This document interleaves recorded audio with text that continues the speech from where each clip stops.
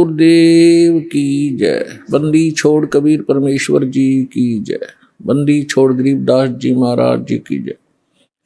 स्वामी राम देवानंद जी गुरु महाराज जी की जय हो।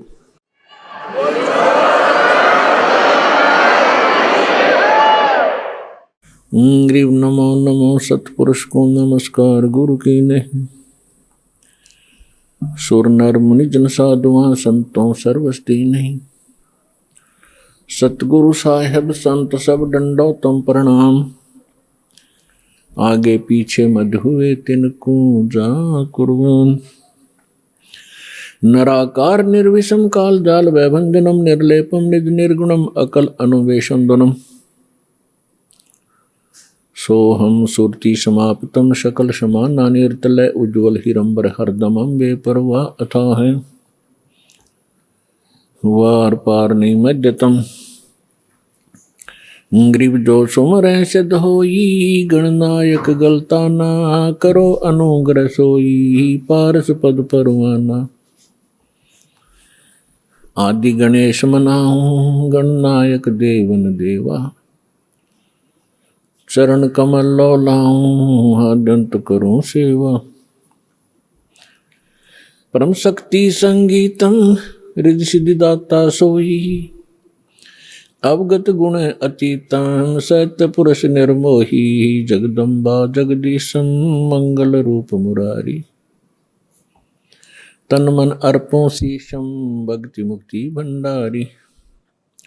सुर नर मुनि जन ध्यावे ब्रह्मा विष्णु महेशा। शेष सहस मुख गावे पूज्य आदि गणेशा। इंद्र कुबेर सरीखा वरुण धर्म राय धावे। समर्थ जीवन जी का मन इच्छा फल पावे। 33 कोटि अधारा दावे से 88। उतरे बहुत जल पारा कट है यम की फांसी। 33 कोटि अधारा दावे से 88। उतरे बहुत जल पारा कट है यम की फांसी। कर जोरूं विनती करूं धरूं चरण पर शीश। गुरु जी राम देवानंद जी महाराज ने दियो नाम बख्शीश। कोटि कोटि सिजदा करूं कोटि कोटि प्रणाम। चरण कमल में राखियो मैं बांधी जाम गुलाम। कुत्ता हूँ गुरुदेव का रामपाल दास का नाम। गले प्रेम की जेवड़ी जाखें चोवा जाऊं। तो करो तो बावड़ू दूर दूर करो तो जाऊं। जो राखो तो ही रहूं जो देवो सो खाऊं। सतगुरु पूर्ण ब्रह्म है सतगुरु आप अलेख। सतगुरु रमता राम है या मैं मीन न मेख।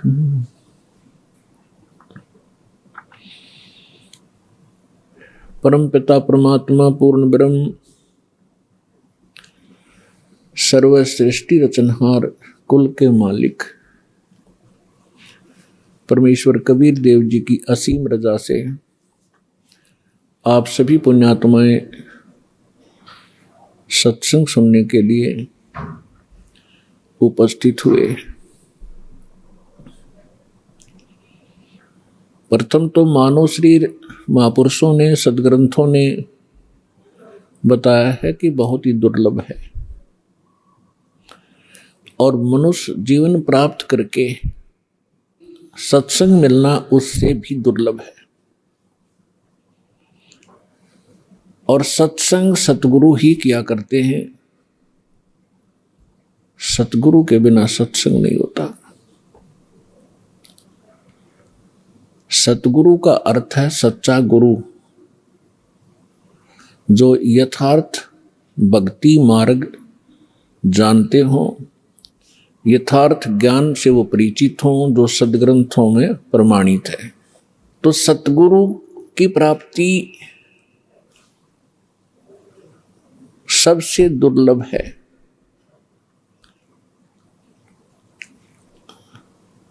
पुण्यात्माओं, सतगुरु कौन होता है? या तो स्वयं परमेश्वर हो सकता है जो सच्चा ज्ञान रखता हो, या फिर परमात्मा का कृपा पात्र उसका दास हो सकता है, जो केवल उसी के ही ज्ञान से सत्संग करता है।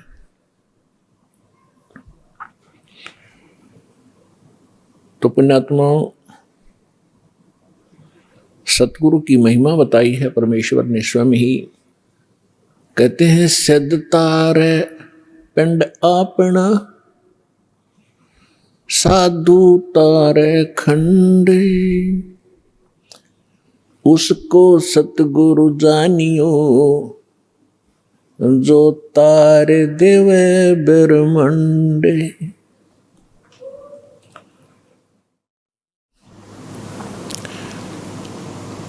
के सिद्ध साधक अपना ही कल्याण कर सकता है। परमात्मा से परिचित जो संत हुए हैं, वो कुछ एक डिवीजन को, खंड को, जैसे एक ब्लॉक होता है, उसको ही लाभ दे सकते हैं, और सतगुरु उसको जानना जो तार देव ब्रह्मांड, पूरे विश्व का कल्याण कर दे।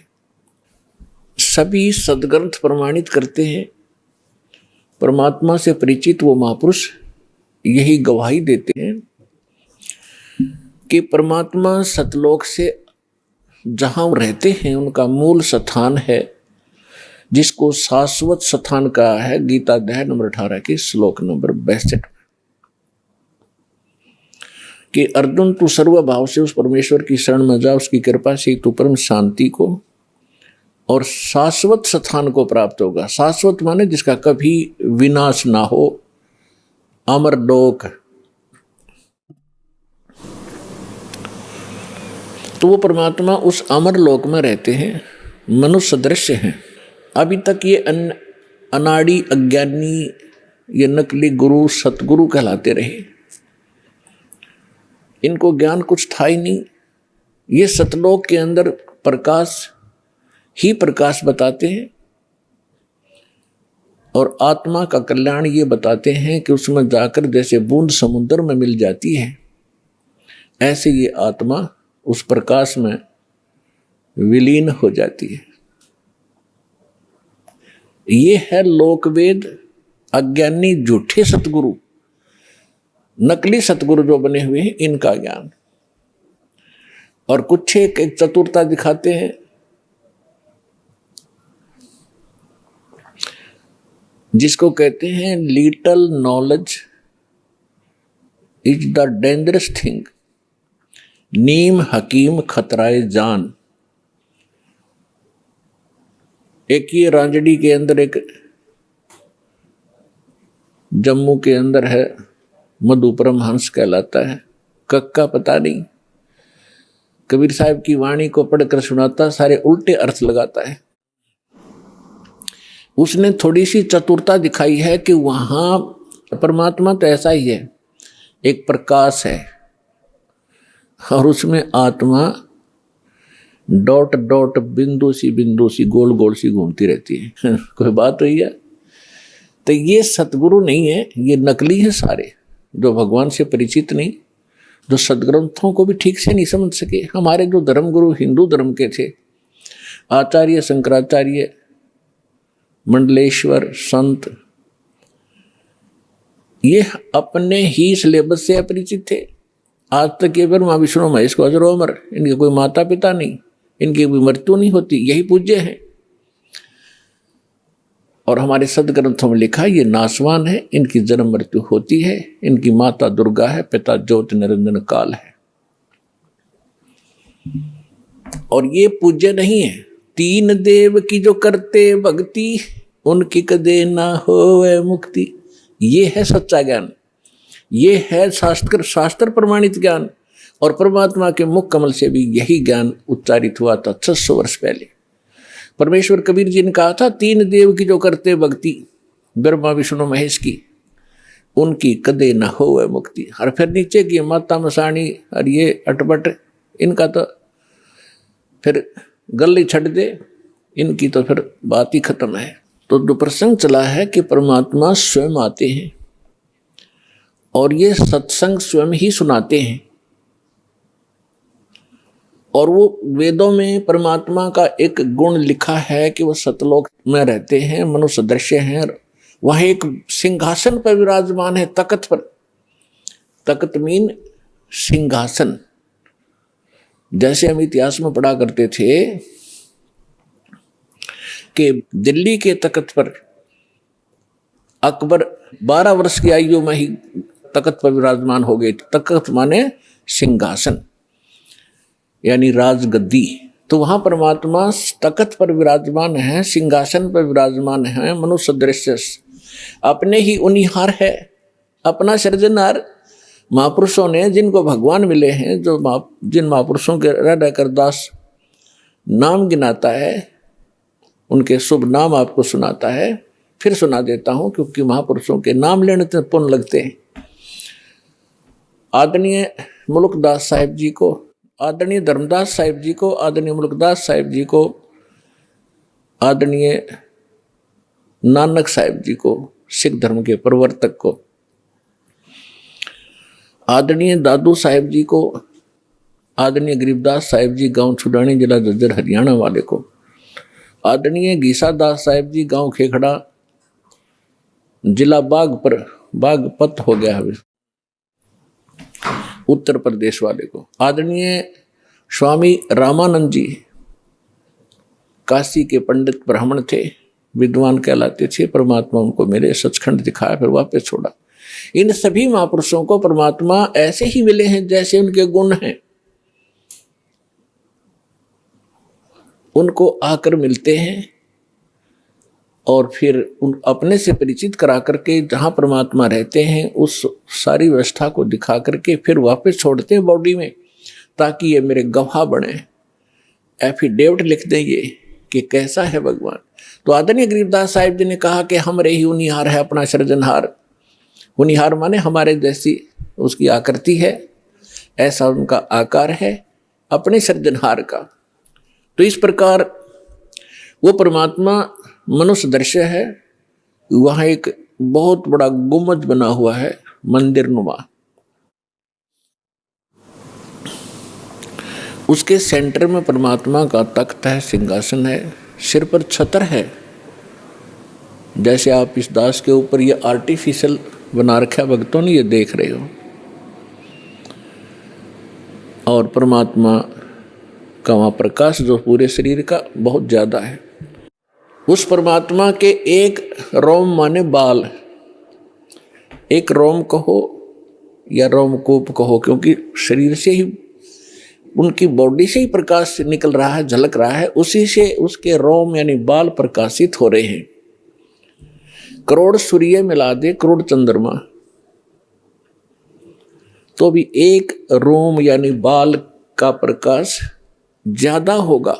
तो इतना तेज है उस परमेश्वर का। वहां पृथ्वी है सतलोक, जैसे धरती आप देख रहे हो ये ऐसी, वो केवल वाइट कलर की है, जैसे आप बालू रेत देखते हैं। तो वहां वो पृथ्वी का कैसा रंग है, और उस पर वर्षा हो जाती है, वो सेट हो जाता है, तो भी कलर वैसा ही रहता है। तो ऐसा उस सतलोक का भी प्रकाश है, वो भी सौ प्रकाशित है, जैसे हीरा प्रकाशित होता है। हीरे में अपने आप चमक होती है, मोती में चमक होता है, इस प्रकार वो पृथ्वी है।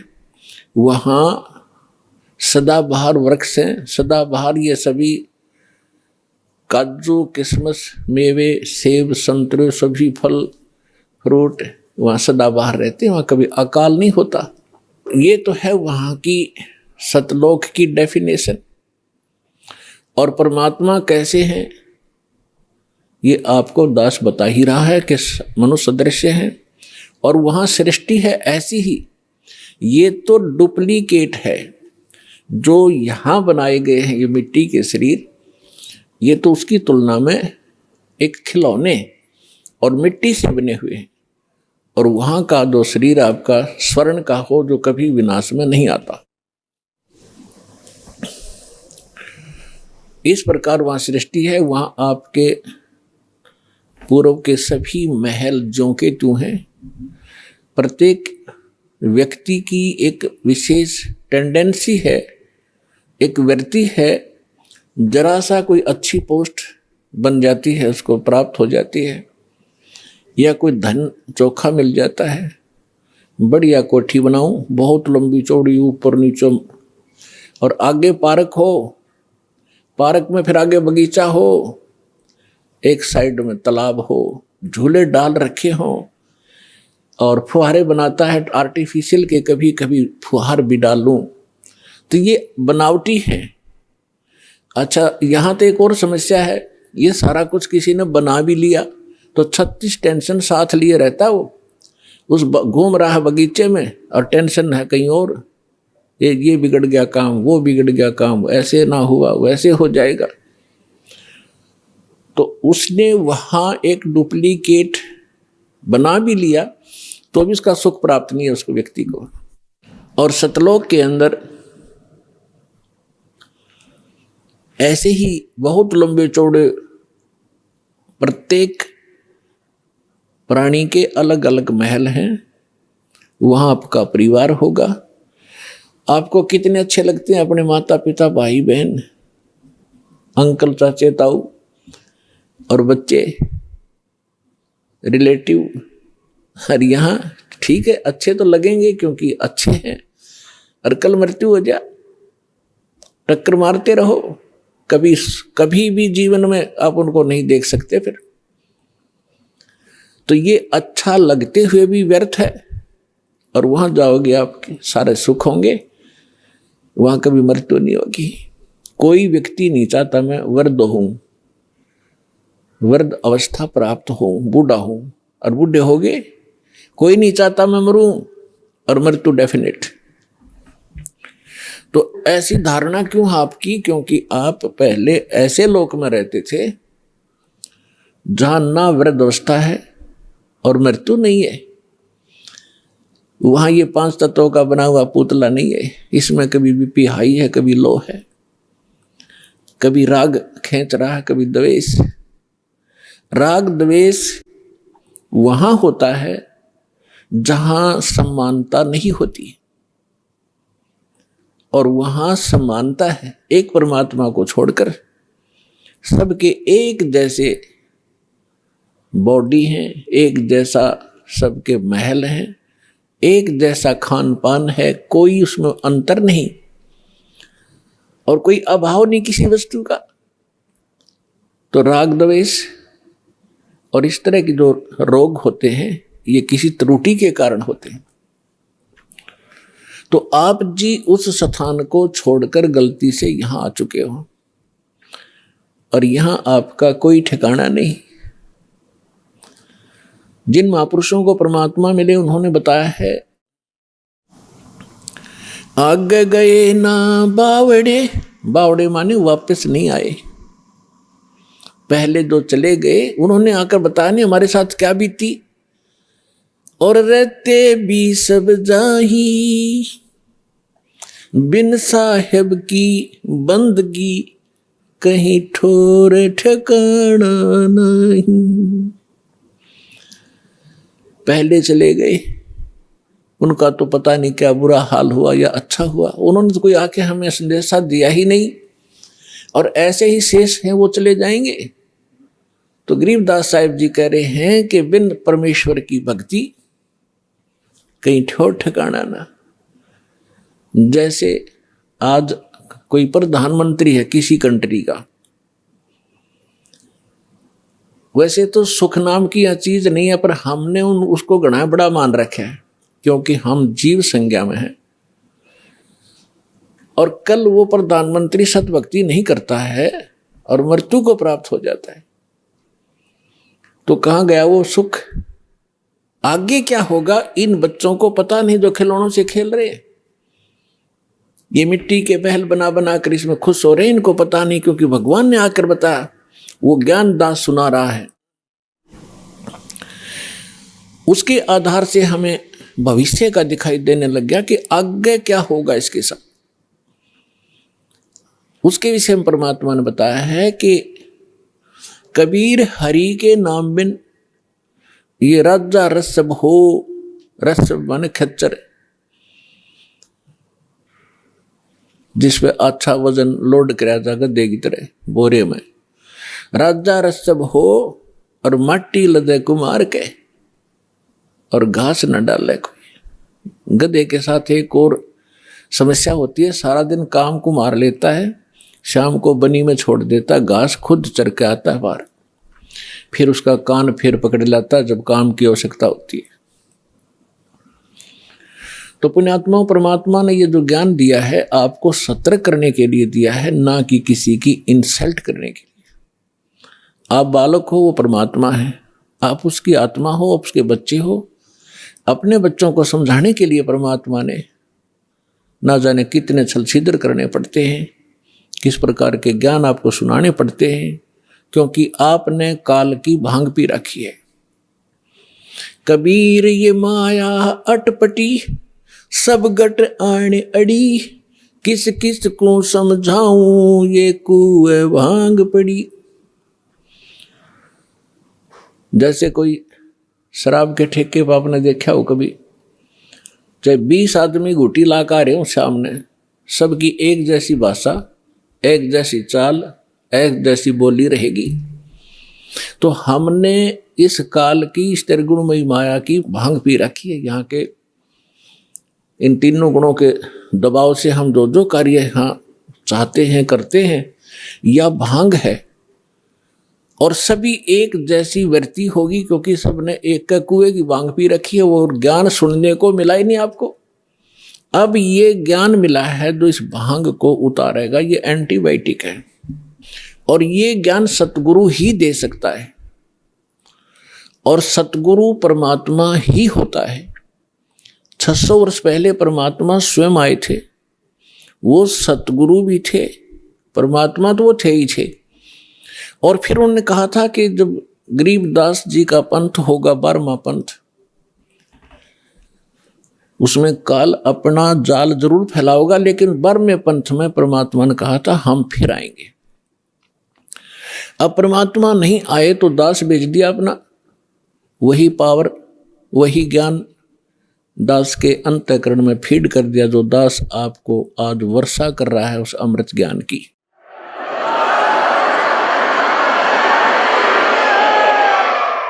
तो इस विश्व में वर्तमान में इस दास के अतिरिक्त कोई सतगुरु नहीं है, और सतलोक आश्रम बरवाला जिला हिसार के अतिरिक्त कहीं सत्संग नहीं है। ये चाहे अनजान व्यक्ति प्रथम बार सुना ये सोचे रामपाल अभिमान करे, रामपाल को अभिमान तो आसपास नहीं है, लेकिन ये सच्चा ज्ञान जरूर है, और यह सत्य है जो दास एक एक शब्द बोल रहा है। ये कुछ दिन के बाद आपके सारी अच्छी लगेंगी, सुहा जाएंगी, आपको स्वीकार्य भी होंगी। जब ये आपकी भांग उतर जाएगी, काल की अज्ञान आपका हट जाएगा, तो जो प्रसंग चल रहा है वहीं आते हैं कि वो परमात्मा सतलोक में रहता है, वहां से चलकर आता है।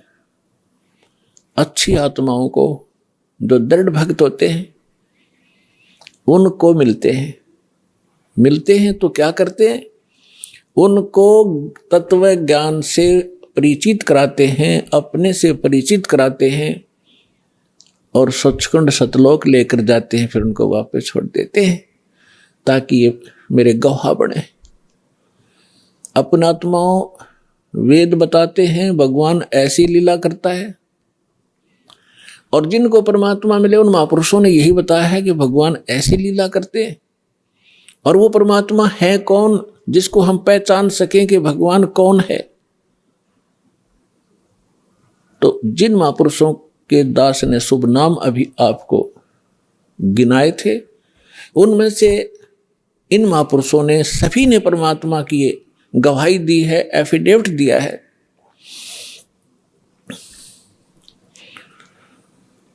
आदरणीय धर्मदास साहिब जी ने यही कहा है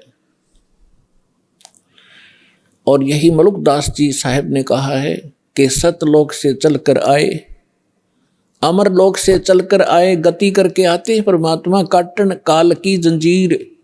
काल ने हमारे को क्रम बंधनों से बांध रखा है और क्रम के बंधन को समर्थ परमात्मा सत्य पुरुष ही काट सकता है, परम अक्षर ब्रह्म ही काट सकता है। क्रम के बंधन को, कर्म को, प्रारब्ध में किस्मत में लिखे हुए लेख को या संचित कर्म को न तो श्री ब्रह्मा, ना श्री विष्णु, ना श्री शिव, ना देवी दुर्गा और ना ब्रह्म ना परब्रह्म, केवल परम अक्षर ब्रह्म ही काट सकता है। वो इसके अतिरिक्त और नहीं उस कर्म की बेड़ी को नहीं काट सकते।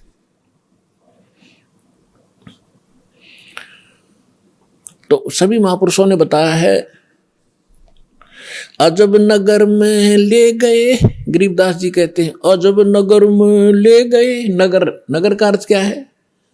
क्या प्रकाश प्रकाश होता है? सब जानते हैं नगर में क्या होता है। वहां सारे महल होते हैं, मनुष्य होते हैं, बाजार होते हैं, सब कुछ होता है। अजब नगर में ले गए हमको सतगुरु आने। सतगुरु, गरीबदास जी सतगुरु कह रहे हैं, वो परमेश्वर थे। जल के बिंब अगाध गति हम सूते चादर ताने। हमको परमात्मा आकर लेकर गए अजब नगर में, बहुत ही अनोखे शहर में ले गए, सतलोक में। और वहां जाने के बाद हमें पता चला सारी कहानी का, हम कौन कौन हैं, कहाँ फंसे हैं और यहां वापस कैसे आ सकते हैं अपने लोक को। अब उस ज्ञान से परिचित होकर के गरीबदास जी कहते हैं हम तो अब निश्चिंत हो गए, हमें सतगुरु मिल गए। सतगुरु मिल गए तो सत्संग भी मिलेगा, सत्संग के साथ साथ फिर सच्चा भक्ति विधि मिलेगी जिससे हम वहां जा सकते। तो गरीबदास जी कहते हैं हम तो भी चादर तान के सोगे, कति बेफिक्र होगे, हमारा मोक्ष निश्चित है। तो पुण्यात्माओं, आज जो सतलोक आश्रम बरवाला में आके इस दास से जो दीक्षित होते जा रहे हैं, वो चादर तान के सो जाना, आपका मोक्ष निश्चित है।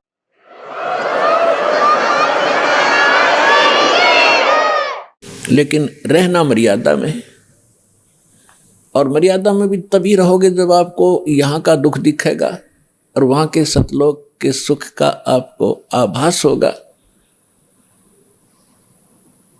और फिर धीरे धीरे कैसा समाज बनेगा, या माया की जो दौड़ है या आग लगी हर एक के अंतःकरण में, या शांत होएगी। आप माया के पीछे किस लिए भाग रहे हो? बड़ी कोठी बनाऊंगा, गांव नगर में मेरी शोभा होगी, फिर लड़का लड़की ब्याहूंगा, खूब बैंड बाजे बजवाऊंगा, तू तू तू तू तू करवा के, और खूब दान दूंगा, लोग देखेंगे बड़ा दान करा भाई इसने।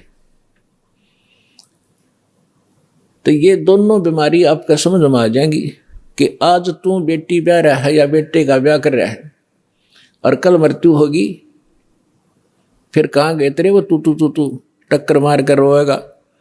तो पुण्यात्माओं, यह सच्चाई है। आज तक को बताने वाला दृढ़ता से सामने आ नहीं सका। ये सारे नकली हैं, ये केवल वही बातें करते हैं जो समाज में अच्छी लगे। वो डॉक्टर नहीं होता जो ब्लड प्रेशर के मरीज को, हाई ब्लड प्रेशर के मरीज को कहे घी खा ले छक्के, वैसे खा कोई दिक्कत नहीं, वो दुश्मन है उसका। तो पुण्यात्मा इसी प्रकार के जितने भी हैं ये सच्चाई नहीं कह सके, क्योंकि उनके ऊपर परमात्मा कबीर का पंजा नहीं था। इस दास के ऊपर दया हुई है, संघर्ष बहुत करना पड़ रहा है, लेकिन परमात्मा का साथ जिसके साथ होता है वो हार नहीं होती उसकी, क्योंकि हमारा उद्देश्य कल्याण है। पर पूरे विश्व का कल्याण लेकर चल रहे हैं हम, पूरे मानव का कल्याण होगा, पूरे प्राणियों का कल्याण होगा। क्योंकि जैसे आज ये परमात्मा की वाणी है, इसमें इतनी शक्ति है जो स्वयं परमेश्वर ने आके बोली है। उसके बाद फिर गरीबदास जी के माध्यम से जो वाणी बुलवाई है, उन्होंने वही वाणी एजडी दे दी, और उस वाणी को फिर दास बोल रहा है। यानी अधिकारी के द्वारा जो वाणी बोली जाती है उसका असर होता है।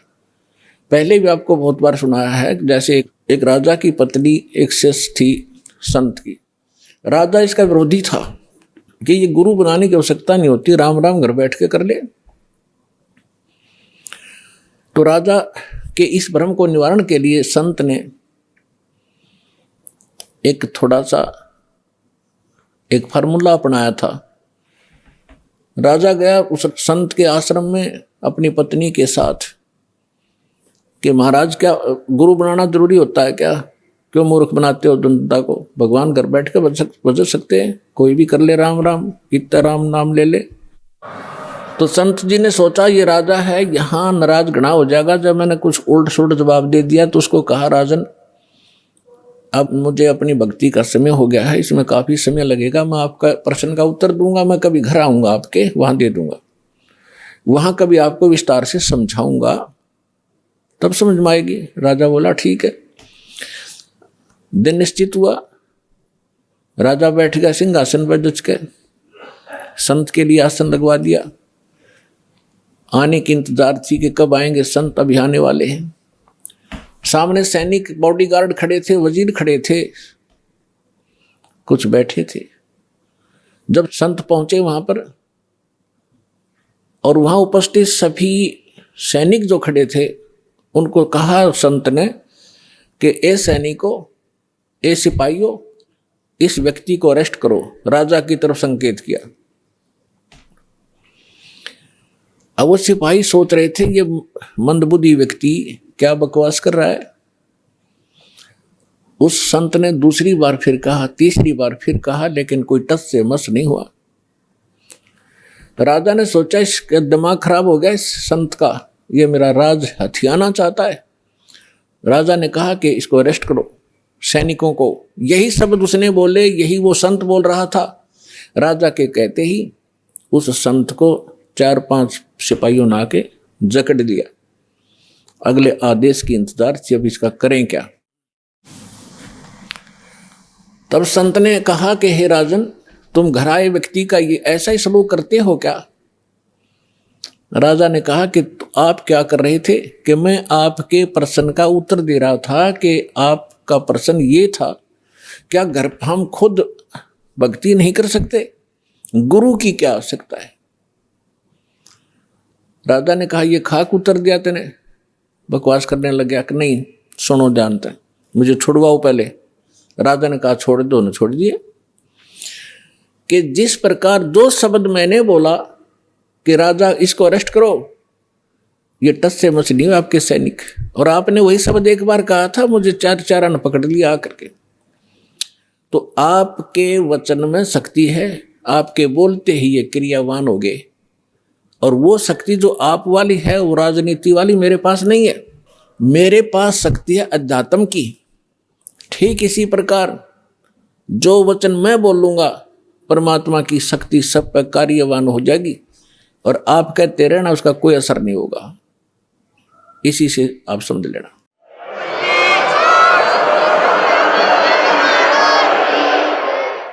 तो इसी प्रकार ये दास उस परमात्मा का कृपा पात्र है, उसी की कृपा से ये सच्चा ज्ञान आप तक पहुंच पा रहा है। तो उस परमात्मा का आदेश और फिर इस दास के मुख से आगे चलेगा, ये सर्व प्राणियों का कल्याण करेगा। इसका तरीका देखो, परमात्मा ने कैसा एक अनोखा तरीका अपनाया है। कैसे चिप बनवा दी, मेमोरी कार्ड जिसको कहते हो, टेलीविजन प्रोजेक्टर बनवाए, इंटरनेट वेबसाइट यूट्यूब बनवा दी। अब जो घनी अच्छी आत्माएं होती हैं पूर्व जन्म, वैसे तो घनी अच्छी आत्मा है वही तो मनुष्य जीवन प्राप्त कर रही हैं, उनसे भी अच्छी आत्माएं हैं वो भगवान के लिए भटक रही है, और उनसे भी वो अच्छी आत्मा है जो सतगुरु और सत्संग और सतनाम प्राप्त कर रही है। तो आप जो सतलोक आश्रम बरवाला जिला हिसार हरियाणा में आ रहे हो, ये तीसरे नंबर की सर्वश्रेष्ठ आत्माएं हो, जो आपको शीघ्र से परमात्मा का ये मार्ग ठीक मिल गया। तो जो अन्य भी हैं उनके लिए परमात्मा ने ये तरीका अपनाया है सर्व प्राणियों के कल्याणार्थ। ये वाणी जो दास बोल रहा है रिकॉर्ड हो रही है, मेमोरी कार्ड बन रहे हैं, टीवी पर चल रहे हैं, आप घर पर चलाते हो, पशु पक्षी भी होते हैं, चींटियां भी होती हैं, मच्छर माखी भी होती है, उन सब के ऊपर ये वाणी अपना प्रभाव करेगी। काल ने जैसा जुल्म किया था उतना ही उससे भी अधिक रहम अब परमात्मा ने अपनी आत्माओं पर किया है। चींटी से लेकर हाथी तक, रंग से लेकर राजा तक, ये सारे कबीर परमात्मा की बच्चे आत्माएं हैं। इस काल ने हमारा उलिया बिगाड़ दिया, हमारी दुर्गति कर दी, कुत्ते गधे सूर बनाकर हमें क्या डंगा खिला रहा है, और हम क्या खाते थे सतलोक में, कैसे रहते थे, कैसा सुख था वहां पर। अब आप तो भूल भाल गए, हम सब भूल भाल गए, भगवान ना के फिर जगाए, यथार्थ ज्ञान को बताया। उससे पहले काल ने परमात्मा और सतलोक का नाम लेकर, कबीर जी का नाम लेकर के, और फिर और दूना ज्ञान फैलवा दिया। तो ये सभी उस परमेश्वर की आत्माएं हैं, उनके लिए परमात्मा ने ये समय फिक्स कर दिया था कि चौथा युग जब कलयुग आई तब हम अपना अंश पठाई। काल फंद छूटे नरलोई, सकल सृष्टि परवानिक होई। घर घर देखो बोध विचारा, सत नाम सब ठोर उचारा। कलयुग बीते 5500 पाचा, जब ये वचन मेरा होगा साचा। कलयुग बीत जावे जब एता। परमात्मा ने कहा है कि सर्व प्राणी, सकल सभी प्राणी परम पुरुष पद चेता। परम पुरुष यानी परम अक्षर ब्रह्म पूर्ण परमात्मा के पद, पद यहां दो का बोधक है। एक तो गीता अध्याय नंबर 15 के श्लोक नंबर 4 में कहा कि अर्जुन, तत्वदर्शी संत की प्राप्ति के उपरांत तत्व ज्ञान रूपी शस्त्र से इस ज्ञान को काटकर उसके पश्चात परमेश्वर के उस परम पद की खोज करनी चाहिए, जहां जाने के बाद साधक लौटकर फिर संसार में कभी नहीं आते, यानी पूर्ण मोक्ष प्राप्त करते हैं। गीता अध्याय नंबर 18 के श्लोक नंबर 62 में कहा कि अर्जुन, तू सर्वभाव से उस परमेश्वर की शरण में जा। उसी परमेश्वर की कृपा से तुम परम शांति को और सनातन परम धाम, सनातन शाश्वत स्थान, उस स्थान को, उस परम पद को प्राप्त होगा। और यहां दूसरा पद का अर्थ है पद्धति। पद्धति माने परमात्मा के पाने की यथार्थ विधि, वो ज्ञान। तो परमात्मा कहते हैं कि कलयुग बीत जावे जब एता, 5505 कलयुग जब बीत लेगा, उसके पश्चात पूरे सभी सकल सृष्टि, सारे प्राणी परमेश्वर के उस परम पद के चेता होंगे। चेता माने जानकार, ज्ञाता। और सतनाम सब ठोर उचारा। आज तक सतनाम ये बक क्या करते थे, न कख नहीं पता सतनाम है क्या चीज। सतनाम 2 अक्षर का मंत्र है, जिसमें एक ओम है, एक तत् है।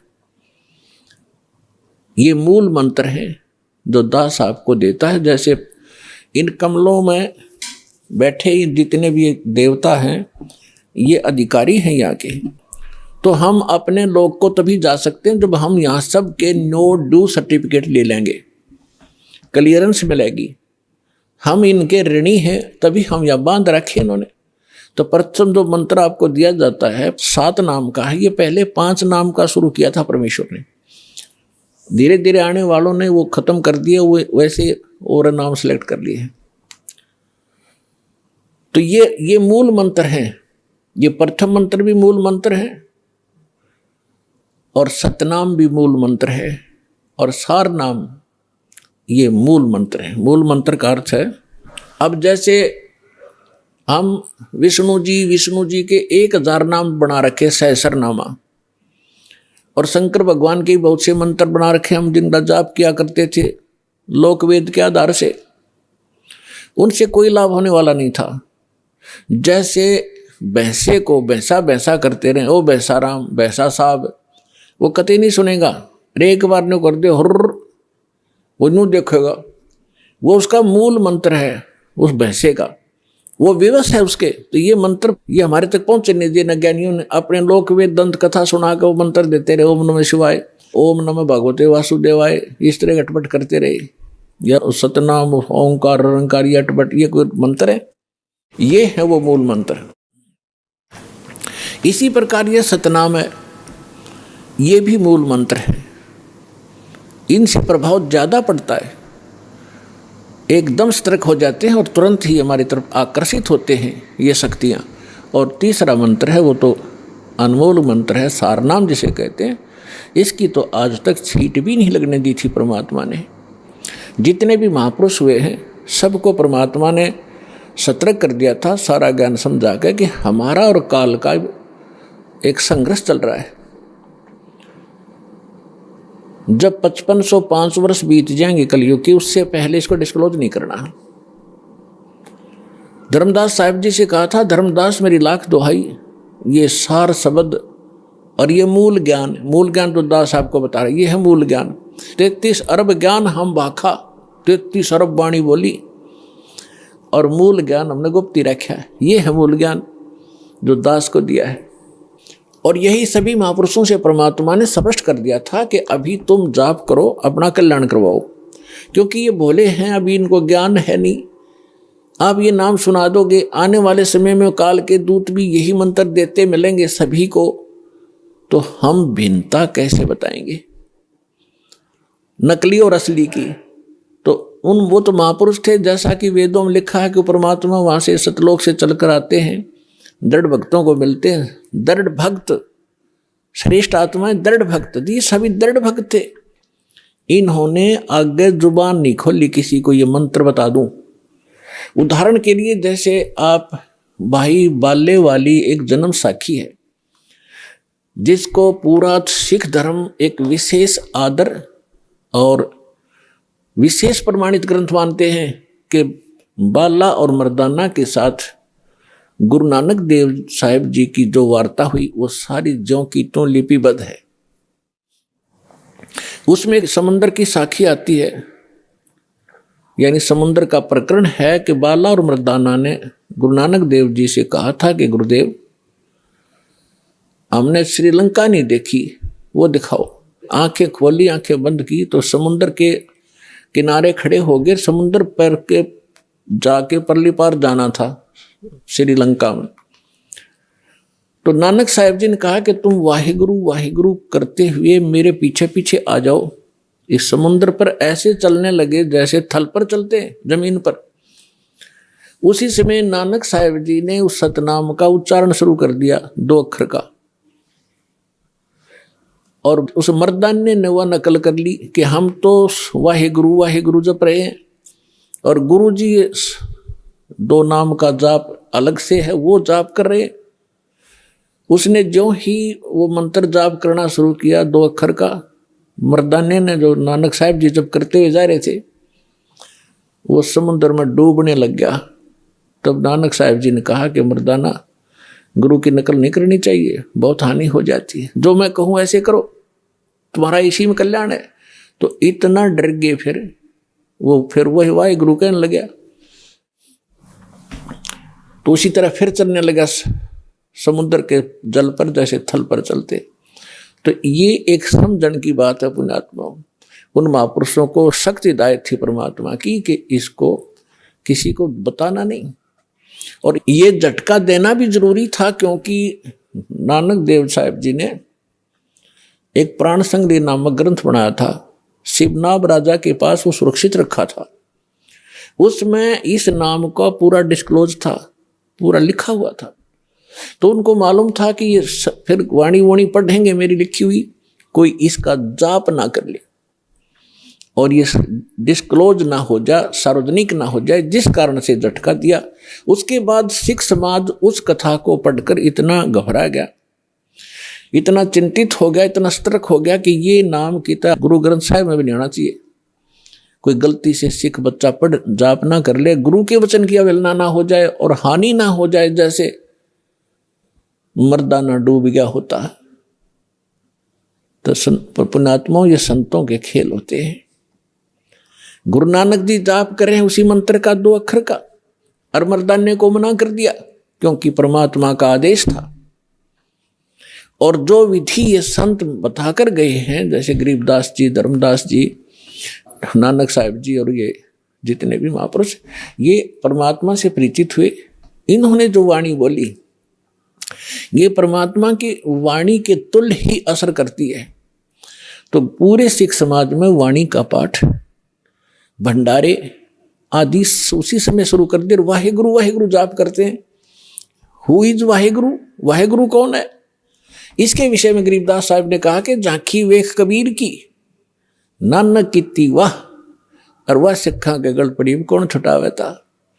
नानक साहब ने को परमात्मा मिले थे जिंदा महात्मा के रूप में, जब वो बेई नदी में स्नान करने प्रतिदिन जाते थे, सुल्तानपुर शहर के पास, जहां वो एक राजा के घर के यहाँ नौकरी करते थे, मोदी खाने की। तो वहां नानक साहब जी ने बेई नदी में डुबकी लगाई स्नान करने के लिए, तो वहां से अदृश्य कर दिया, अंतर्धान कर दिए, और कहीं और सुरक्षित ले जाकर के उनका शरीर रख दिया। आत्मा को निकाल कर सतलोक लेकर गए। वहां जाकर देखा कि जो बाबा जी नीचे से आया था ये खुद भगवान है। जो महात्मा नीचे से आए थे खुद अमर पुरुष है। ये अमर पुरुष है, सतपुरुष है, ये अकाल पुरुष है। और वहां सिंहासन के ऊपर जाकर देखा कि सिंहासन के ऊपर जहां परमात्मा का सिंहासन है वहां उनका अन्य रूप था, अन्य तेज था शरीर में, करोड़ सूर्य मिला दे करोड़ चंद्रमा से। तो नानक साहब जी ने सोचा कि ये जो तख्त पर बैठा है ये है रब, अमर पुरुष, और ये नीचे से जो जिंदा महात्मा आए हैं ये कोई यहाँ के नौकर होंगे। इतने में क्या देखा कि जिंदा महात्मा के रूप में परमात्मा नीचे से गए थे, वो अपने ही दूसरे स्वरूप पर जो सिंहासन पर तेजों में शरीर, उसमें प्रकाश निकल रहा था, करोड़ सूर्य मिला दे करोड़ चंद्रमा ऐसा एक रोम में, उस पर चंवर करने लगे। थोड़ी देर के बाद क्या होता है कि वो सिंहासन वाले रूप उठे, नीचे से गए महात्मा के रूप में परमात्मा अनंत कोटि ब्रह्मांड के सिंहासन पर विराजमान हुए। देखते ही देखते जो तेजों में शरीर था वो जिंदा महात्मा वाले रूप में समा गया, और जिंदा महात्मा ही उस अनंत कोटि ब्रह्मांड के सिंहासन पर, संचालक के सिंहासन पर विराजमान थे। चंवर अपने आप हो रहा था। तब परमात्मा ने कहा कि प्यारी आत्मा, तुम्हारे लिए मैं भटक रहा हूं, और तुम्हें जिस उद्देश्य के लिए भेजा था भूल गए थे। आप रामकृष्ण के पुजारी बन गए, क्योंकि गुरु नानक देव जी हिंदू धर्म में जन्मे थे। श्री कालूराम मेहता खत्री के घर पे, और एक ब्रजलाल पांडे से वो गीता पढ़ा करते थे। विष्णु जी को सर्वश्रेष्ठ परमात्मा मानकर पूजा किया करते थे। तब परमात्मा ने उनको ब्रह्मा विष्णु महेश की सतिथि बताई, अपना सामर्थ्य दिखाया, और कहा कि मैं नीचे रहता हूं, अब वर्तमान में प्रचार करने गया हुआ हूं सच्चे ज्ञान का, और काशी के अंदर में धानक रूप में, जुलाहे रूप में रहता हूं, और सतनाम बिना मोक्ष नहीं हो सकता। आपको सतनाम दूंगा, वहां आ जाना। इस प्रोसीजर में 3 दिन बीत गए। सारा ब्रह्मांड दिखाए, ब्रह्मा विष्णु महेश के लोक दिखाए।